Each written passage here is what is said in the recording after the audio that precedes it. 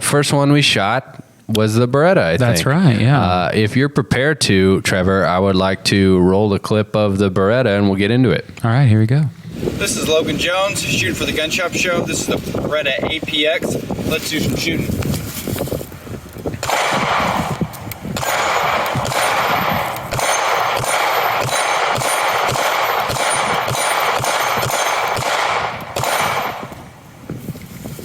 That's pretty nice. That was pretty nice.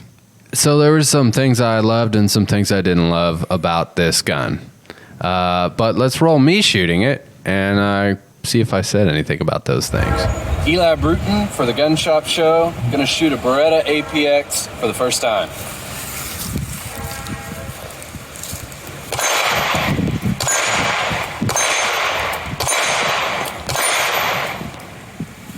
Pretty nice. I actually like the grip texture.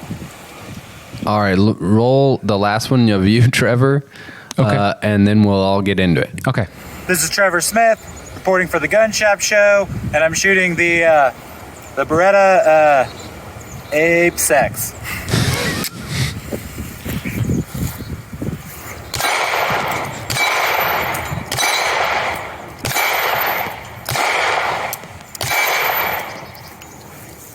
And we're done.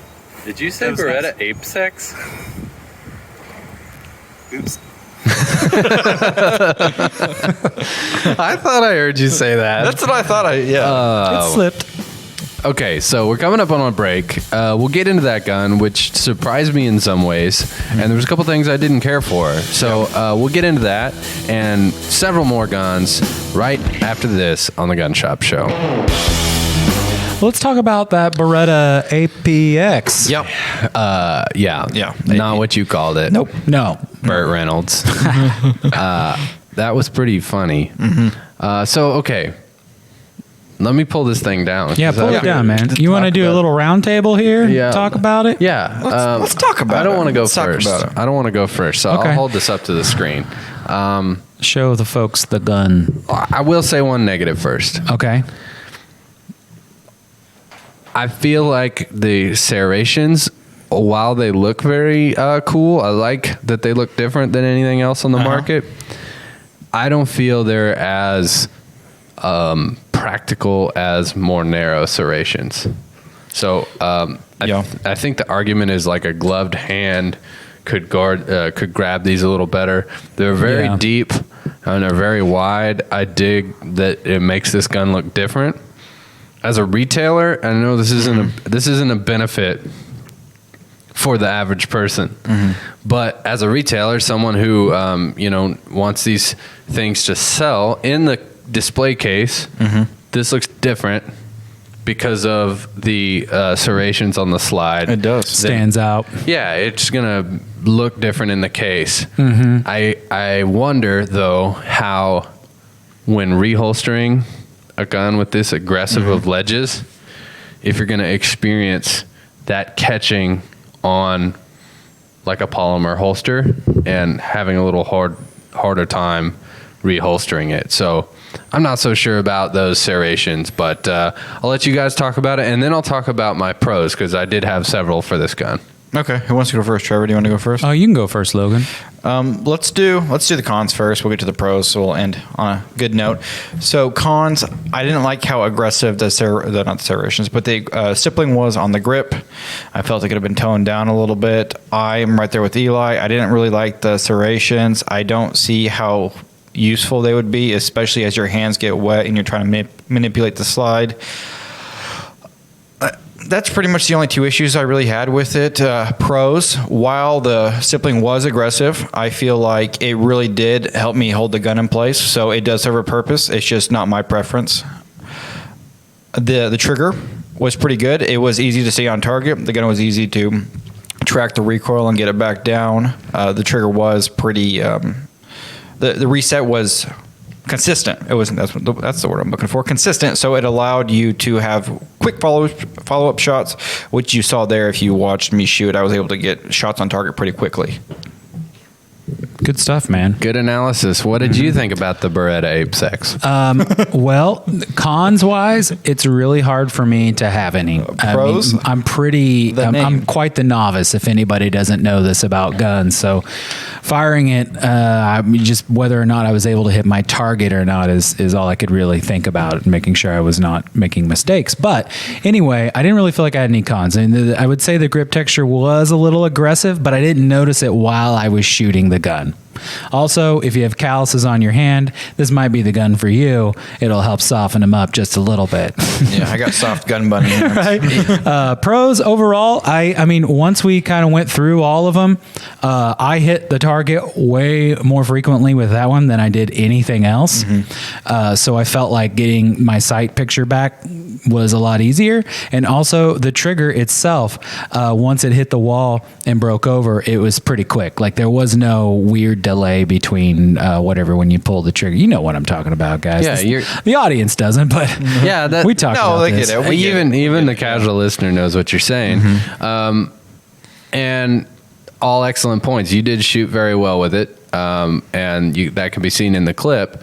So I'll give you my pros are actually your guys' negatives in terms of the grip texture. So one thing I like, as in comparison to say the Gen 4 Glocks and also the Gen 5s, that was one of the first guns that really got pretty aggressive with the grip texture. Yeah, and that was probably a response to the aftermarket stippling that people were doing. So people were finding that they wanted this more aggressive texture, so they were doing what's called stippling, where they take a lot of times it's a soldering iron or whatever kind of device, and then create this sort of texture.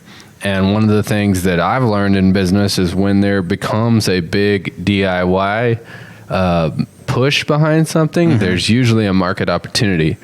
If tons of people are DIYing it, it's probably not just because they want to have a fun hobby. Right. It's because they feel like they have a need that they want to fulfill. And so that has become more and more common. What I like about the stippling on that versus some of the stuff that you're talking about is how much finer it is. Like almost like a real fine grit sandpaper. Yeah, so that's it's not exactly stabbing your hand. Yeah. There's some other things in the sandpaper mentioned made me think of it that can help solve this problem. So if you find, first let me get into why you would want that, and then I'll talk about Talon grips, which are an option that help you create that. Now, if all you ever do is shoot at the range, you are going to feel like aggressive grip texture is pointless. Pardon the lack of pun.